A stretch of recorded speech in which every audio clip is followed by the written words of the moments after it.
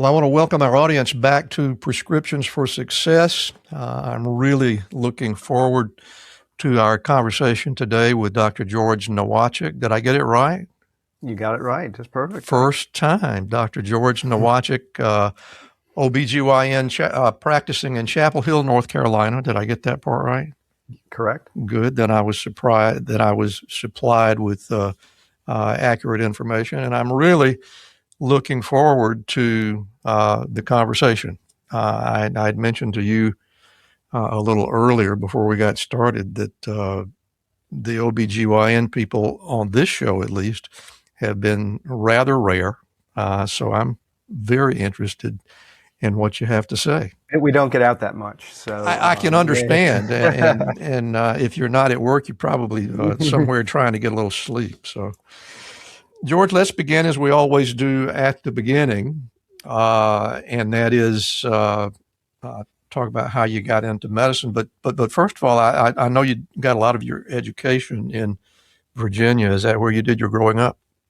That's right. Yep. I moved to Virginia, and I was 6 years old, and then the formidable years there, and went to undergraduate at University of Virginia and medical school, and yes. Anybody in your family in the medical world, or are you the first? I'm the first. My father is. Both my parents are in education, both PhDs in education, and my dad was director of medical education at UVA. That's what took us to Charlottesville in the first place. I see. And so, not directly involved in the clinical aspects, but more in program development and assessment, a program assessment, and so forth. So I kind of through a side door got exposed to medicine that way. That was going to be my next question is where did you find the influence to make the decision for you to get involved in this profession? There wasn't like an inciting event, or something happened in my life that said, I'm gonna go into medicine. I'm gonna be a physician. I'm gonna certainly be an OBGYN. Nothing like that I remember. It was just something I decided I was gonna do, and just started down the path and took the straight line journey through education and so forth. But it wasn't. I don't even know if it was a conscious decision or just more kind of an assumption that that's what I was going to do. It sounds like you didn't really have very much exposure to people that you would call influencers or heroes that led you in that direction. It was just your idea. It was just what I guess what I was going to do, what I was supposed to do, what I was called to do. I'm not even sure which of those it was. I think people like that make the very best physicians, because that's exactly the way I got there. So, well, let's talk about what the training process was like. You did all of your education at University of Virginia, I guess. And once you got into the medical world, did it feel exactly right, or were you a little intimidated, or what was the experience like in that first year or so? Looking back, when do third year clerkships in medical school, right? Do 3 months of surgery, 3 months of medicine, and then all of a sudden, it's like, well, what are you going to apply to for your residency, right? You have to, at the time I felt, or looking back, I felt like, what a tremendous, huge decision with really limited information, right? Isn't that a fact? And so for me, I did my OBGYN and my psychiatry rotations first and third year because I knew I was not going to go into either one of those, and I just wanted to get them out of the way, get something on, get a rotation under my belt, and then go on to surgery, because that's kind of which way I was. So you were drawn to the surgical part of it, you think? Initially, right? Yeah. And love surgery, but really, when the time came to start making decisions about what am I going to be when I grow up,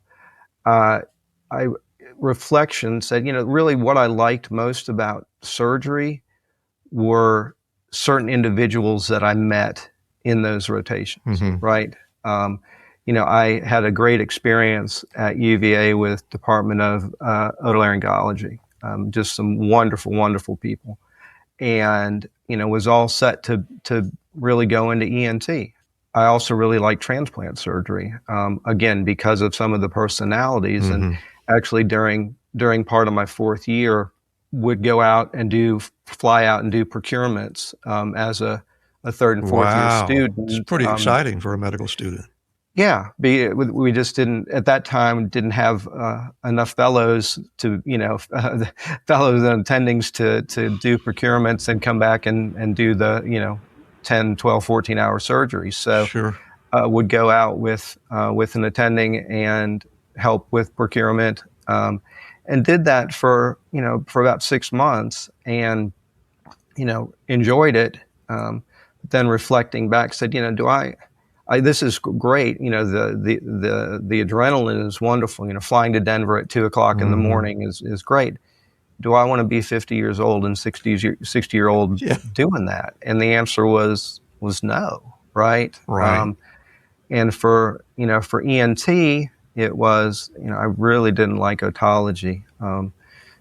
Shout out to all the otologists listening. No offense. It just wasn't my thing. So what I really started thinking about, well, what really do I like to do? And I quickly came to the conclusion that I don't like to do one thing. I like to do lots of things. And so, what specialty is going to ask me to do medicine, ask me to do primary care, ask me to do procedures, ask me to operate. That's really kind of how I came to OBGYN, is because it is, every day is different, right? Yeah.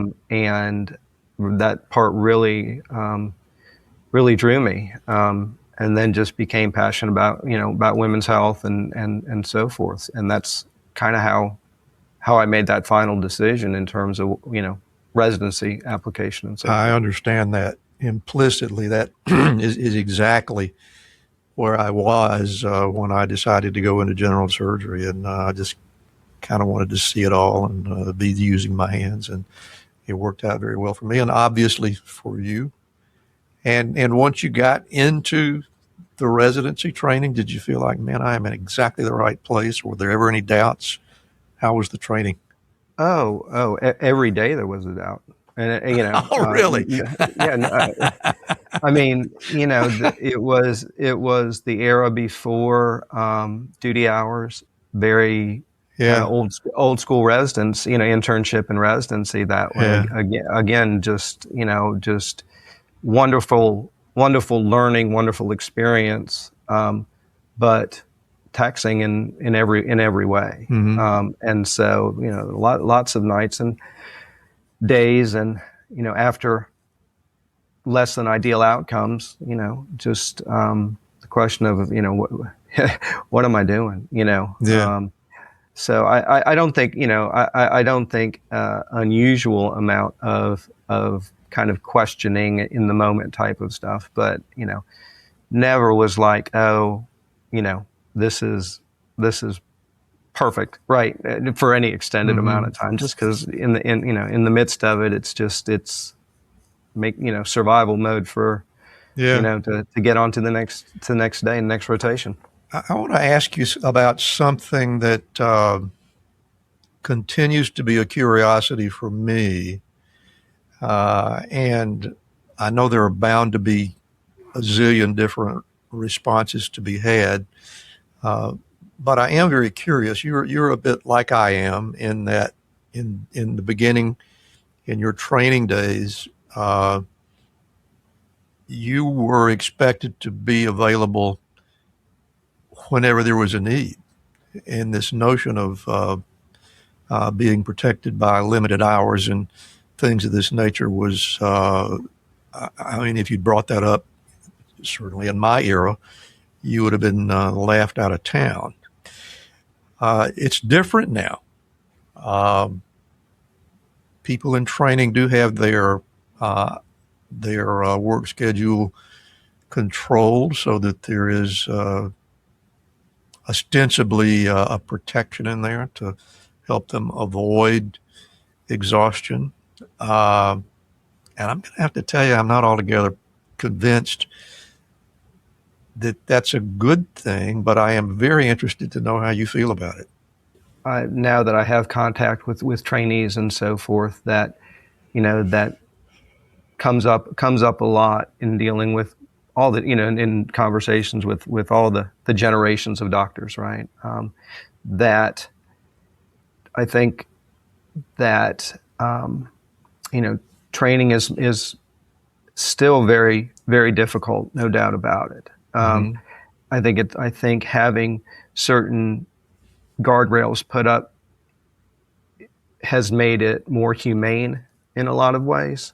To me, it's kind of part of just the evolution.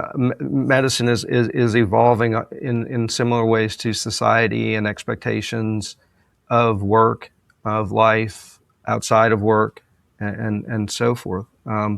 And so it really kind of bothered me at first, and I kind of, admittedly fell into the, well, when I was a resident type of mindset, right? Yeah. But have, kind of reframed it and to a point that, I mean, medicine isn't the same that it was 30 years ago when That's I for started, sure. right? And Yeah. society isn't the same, and patients still need caring for, and a lot of the conditions are the same. Expectations are different, and Yeah. so kind of folding that all into the evolution of taking care of folks is part of it. That one issue that we have discussed for years and years in OBGYN is just surgical training, right? OBGYN Mm-hmm. residencies are 4 years long, right? And in those 4 years, you have to learn all of obstetrics, right? As well as how to operate, as well as, versus general surgery, right? Which is Mm-hmm. 6 years, right? And so it's always kind of the how do we as a specialty manage the variety that brings us a lot of us to the specialty. How do we manage it to make sure that people are going out and taking good take care of Yeah. folks in the community? And so that invariably the issue of duty hours and restrictions and so forth comes up when in talking in having those conversations as well. But our residents work so hard, Mm-hmm. that it's different and expectations are different, but they're still doing a great deal of work and a great deal of learning. So I had the incredible good fortune when I was a medical student to hear lectures once a week by the famous Dr. Tinsley Harrison, who quite literally more or less wrote wrote the book. the book. Yeah. Yep. In fact, there is, I don't know if you can see it, but just over my shoulder, there is a newspaper article about him that was published shortly after he died. But the reason I bring him up is because many times when we would go to those conferences where he would discuss a case that was presented by one of the interns, he would wax eloquent about the fact that when he was training, the reason they called you a resident was because that's where you lived, and and he thought already, even in the 1970s, that we were beginning to be a little bit soft. But I think we should all agree that the amount of knowledge and understanding about things that we have to deal with now is so enormous compared to what it was like in the 1920s when Tinsley Harrison was getting his education. Changes things a bit. And it's only, or at least to my way of thinking, it's only reasonable to think that we should be ready to give some thought to what we're doing to people physically and mentally by making sure that the hours are manageable. You finished your residency in 1999, it looks like, and went into private practice at a little community over near my stomping grounds in Macon, Georgia. I was right across the Chattahoochee, the other side of the Chattahoochee Valley in Alabama. So, what was that first experience in private practice? What was that like for you?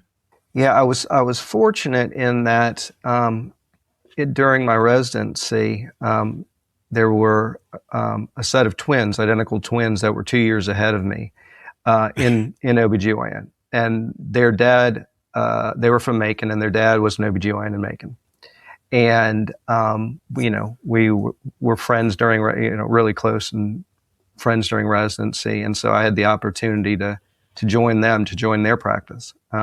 And so that's how I ended up in Macon. It was both an acceleration and a deceleration injury at the same time. I took my written boards on a Thursday, had the car packed, drove to Macon, and then started work on Monday morning.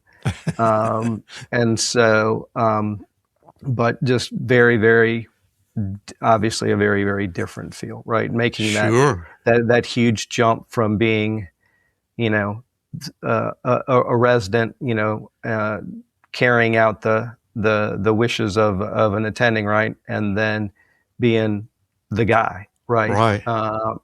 And that, I was very fortunate in that my all of my partners, we were in a pretty big group. There were 7 of us, just wonderful folks, great doctors, really supportive and so forth. So and I knew half of them going in, right? And so had a little bit of a soft landing pad, a softer landing pad. Yeah, that's nice.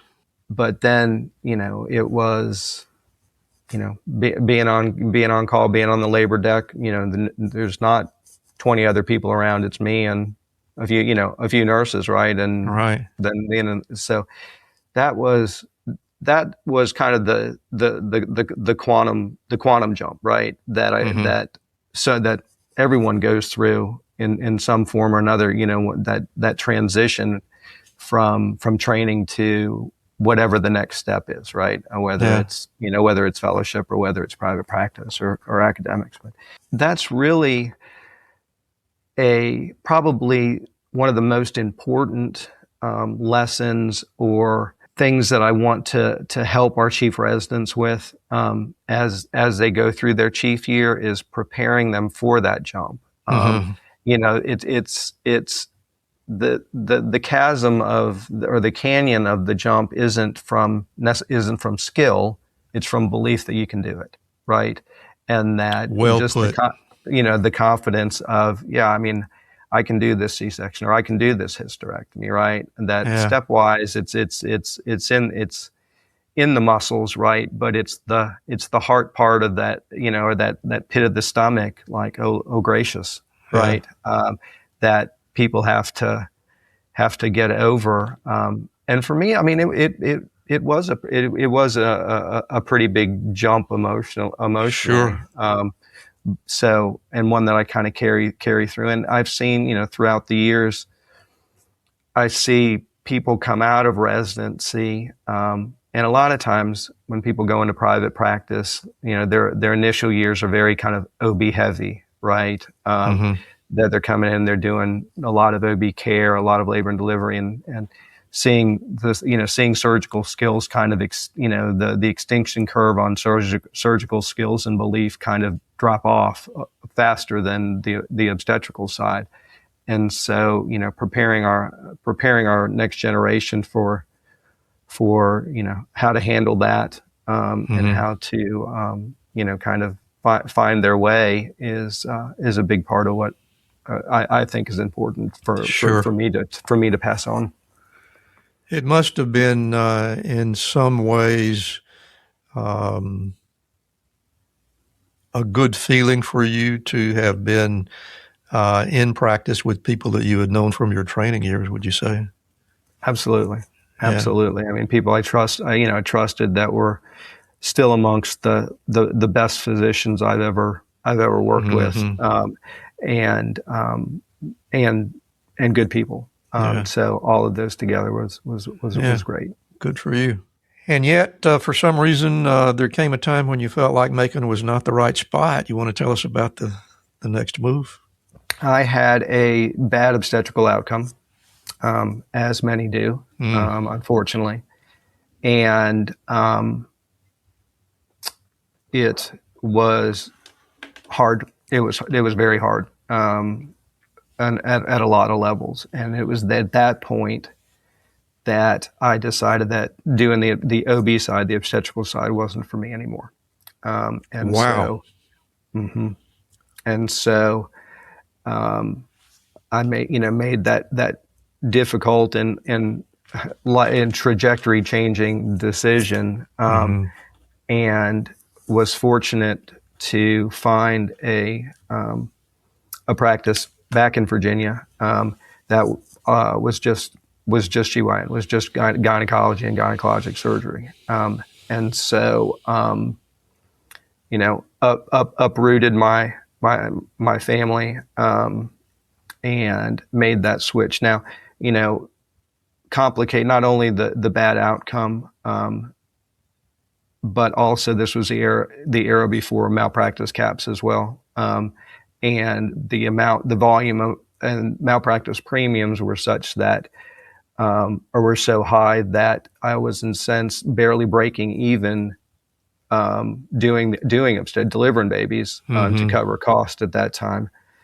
And and I had my son was young, and so the emotional toll the outcome had taken on me, and then just having to be in the hospital every third or fourth night, away from the family, just to break even at best, made the decision. It was a big factor in the decision as well. I really appreciate you sharing that unpleasant event with us. It's not by any stretch of the imagination rare. I think we all know people who have either been through that or something like that. I actually interviewed an obstetrician a couple of years ago who had a similar circumstance, and we haven't had a large number of obstetricians on the podcast, but I have to think that the volume of people that have had their lives upended in that particular school of medical practice has got to be fairly large. Would you say I'm correct about that? Yeah, I mean, between 70 and 80% OBGYNs will get sued at some point in their career. So, and no matter what the outcome of those circumstances are, it definitely can take a toll. Just the process itself, let alone the circumstances that lead to it. So, yeah, I would say it's a big part of, or can be a big part of, career decisions in my neck of the woods. Yeah. So when you first went back to Virginia, it was just a segue into a different private practice, and then eventually you decided that you were going to move into academics. It sort of not at the end of your career, but certainly to closer to the end than to the beginning. How'd you come to that decision? That was, again, kind of a multifactorial decision, in that, being trained as a general OBGYN, no subspecialty training and so forth, makes is kind of was a rare bird, and still is even more of a rare bird. And so I was fortunate in my city, which was small to medium size, that me and my partner were, did a lot of the GYN surgery. I mean, that's what we did all the, every, day in and day out. And so would, get referrals. And so, we're doing okay that way. And then, but still, I mean, you stop practicing 50% of what you're trained to do, right? Yeah. It's gonna have an effect. I mean, we're definitely, a different financial place for sure. But again, I was happy and felt successful. But I had maintained contact with one of the folks that was at my institution that I trained with, was on faculty here, and reached out and said, our facility, we're starting a new hospital up the road that's going to have kind of more of a community feel to it. Mm-hmm.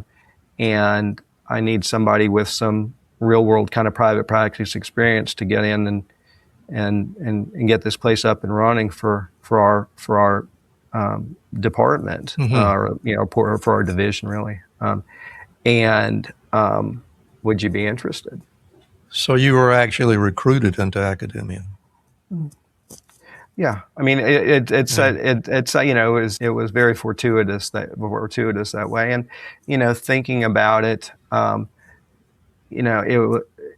even at that point, and that was 10 years ago now, that I was kind of getting to the point that was really kind of thinking about, I need to be given back, and obviously from an education background, both my folks in education, that is always kind of part of what I did, right? And so, the time was right. So, again, uprooted the family, this time with 2 kids, and came down the road about 4 hours or so, and settled in Chapel Hill, and really has been a fantastic chapter so far, knock on wood. So it sounds like you found some reward in there that you hadn't really anticipated. Absolutely. I mean, tell us about that. That, and I get asked this a lot by trainees as they're thinking about it. So, tell me about private practice versus academics, right? Yeah.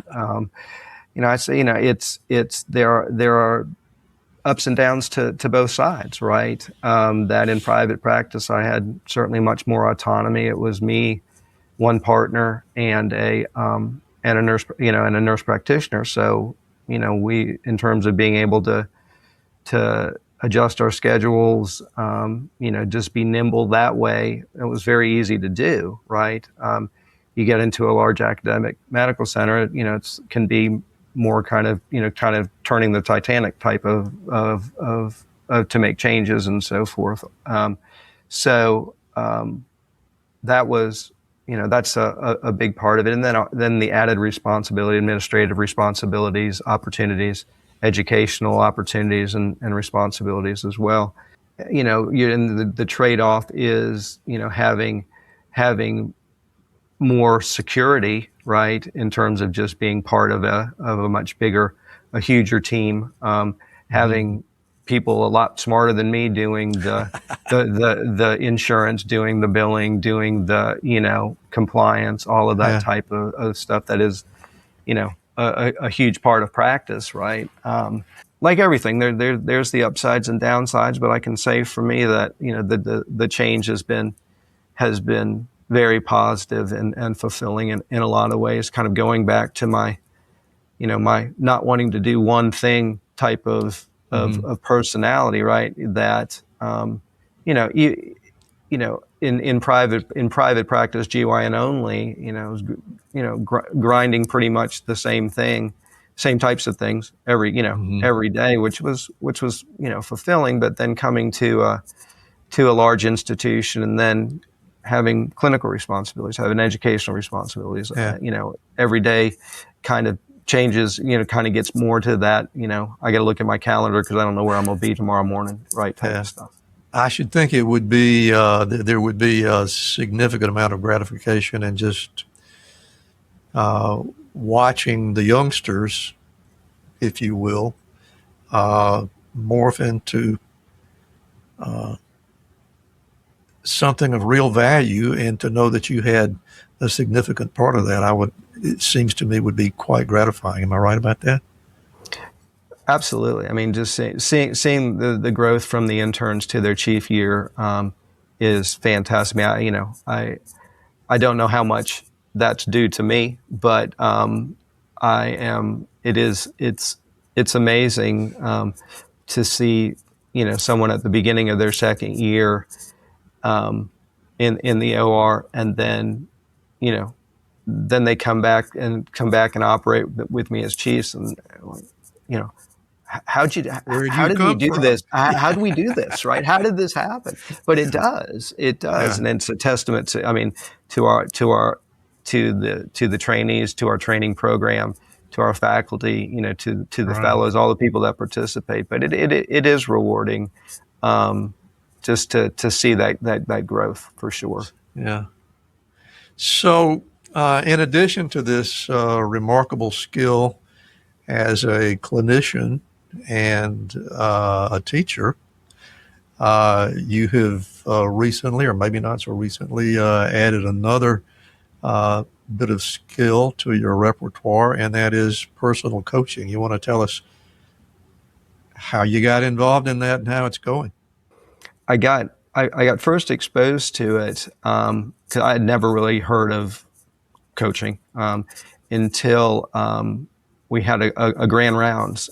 It's been 3 years ago now, I guess, where one of our faculty who's big into coaching came and kind of talked to the department about what coaching is. We were starting, the School of Medicine was starting a coaching program, training coaches and offering coaching services, and he came and gave a talk, and I was just very intrigued, because I was like, well, that sounds like a lot of the stuff that I kind of do,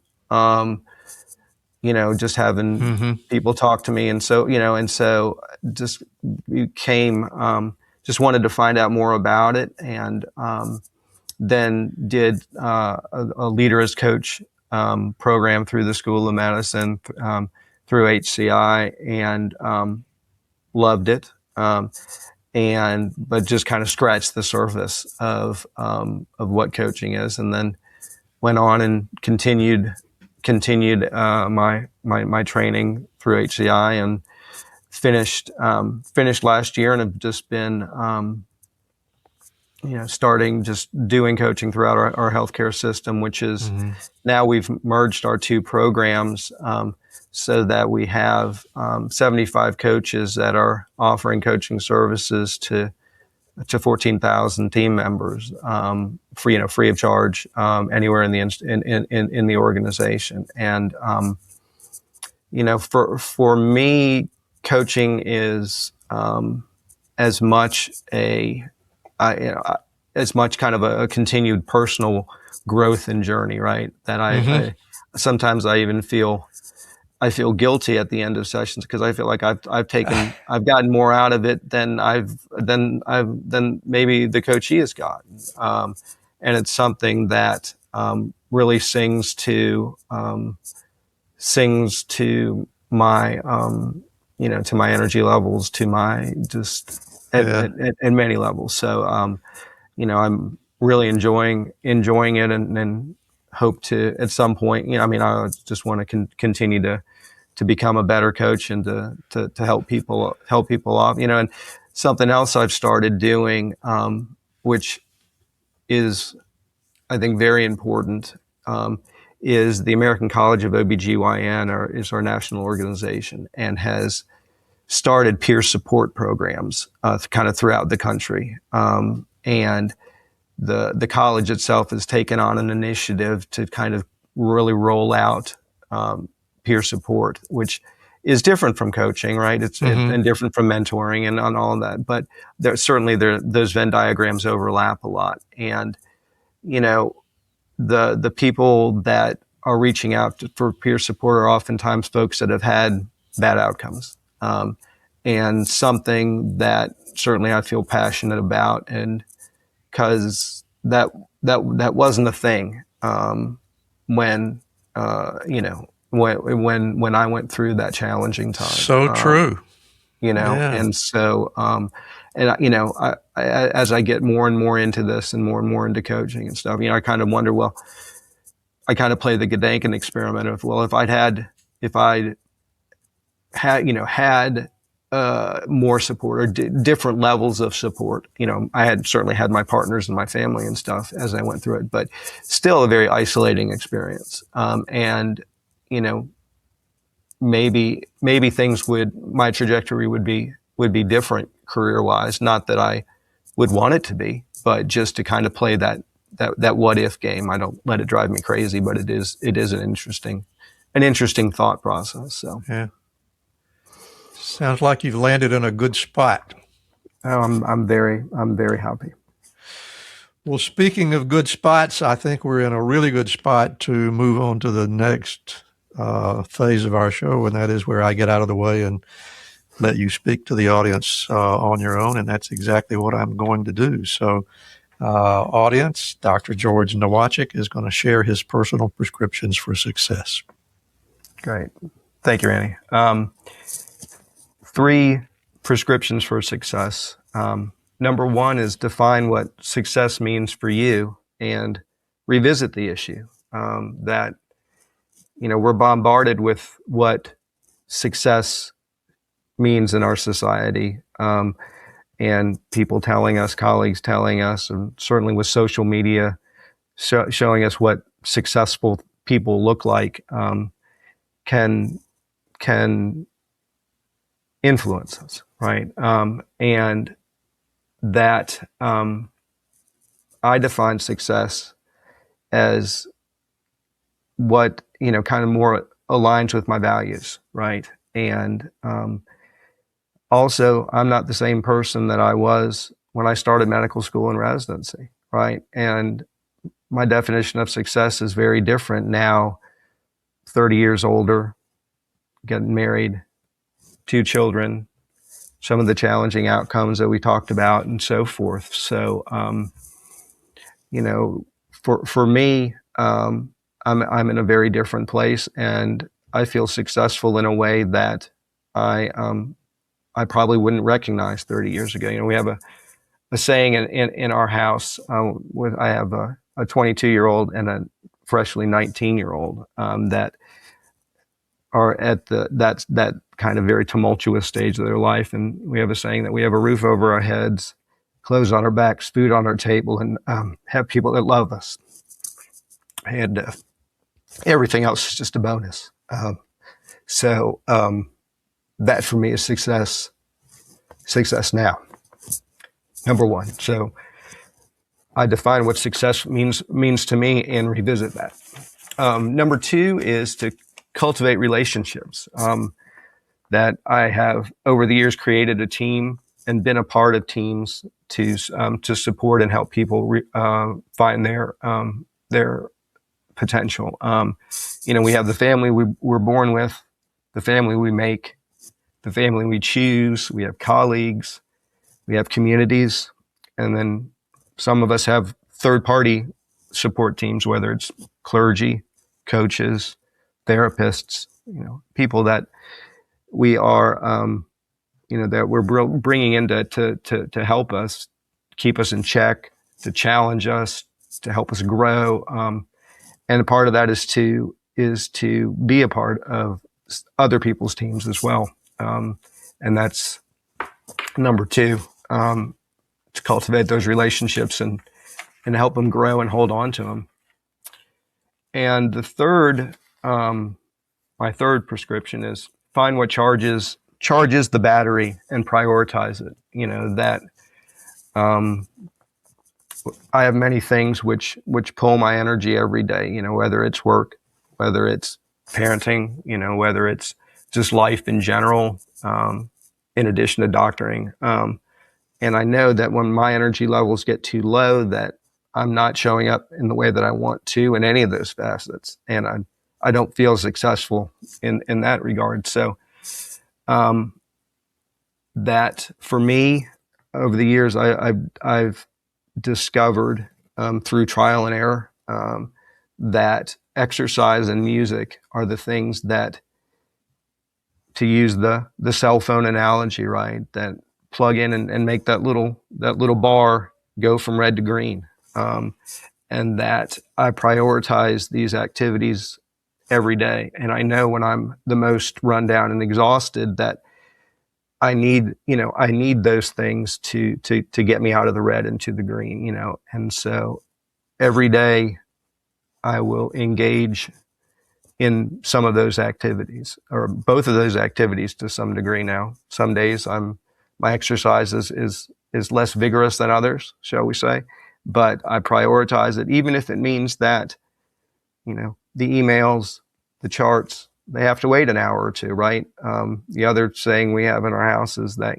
the world's still going to be spinning in an hour.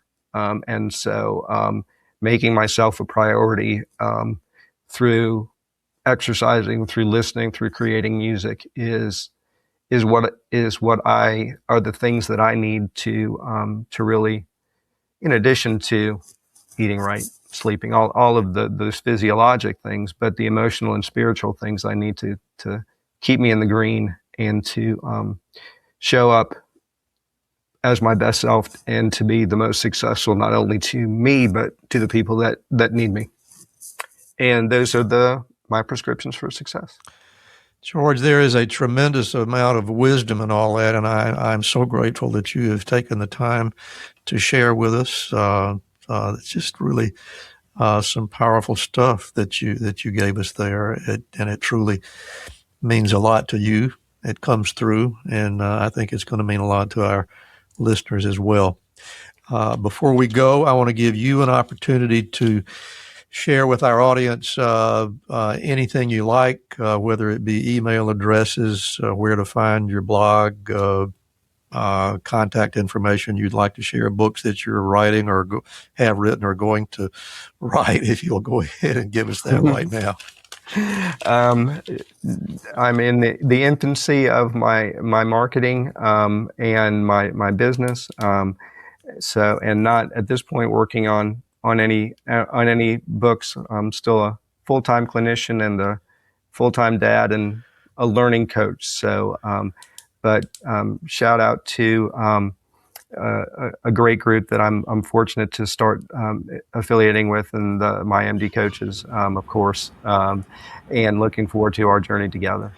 Well, you took the words right out of my mouth. We at MD Coaches are just absolutely delighted to have you aboard. I, for one, am really excited to have another surgeon among us. I've been there. It's been lonely for me all these years. So it's going to be good to have you there. So I really enjoyed the conversation. Thank you so much for being with us today and sharing your wisdom on prescriptions for success. Thank you, Randy. Thank you so much for listening today. If you enjoyed the show, you can help us reach more listeners by leaving a rating and a review, especially on Spotify or Apple Podcasts. And if your app doesn't have that option, just leave us an email or a voicemail at www.mymdcoaches.com/podcast. You can also help by becoming a Patreon member. That link is in the show notes, and we hope you'll also follow our companion podcast, Life-Changing Moments with Dr. Dale Waxman. Special thanks to our producer, Craig Clausen, our promotions manager, Mariana Rodabaugh, and to Ryan Jones, who created and performs our theme music. And remember, be sure to fill your prescription for success with my next episode.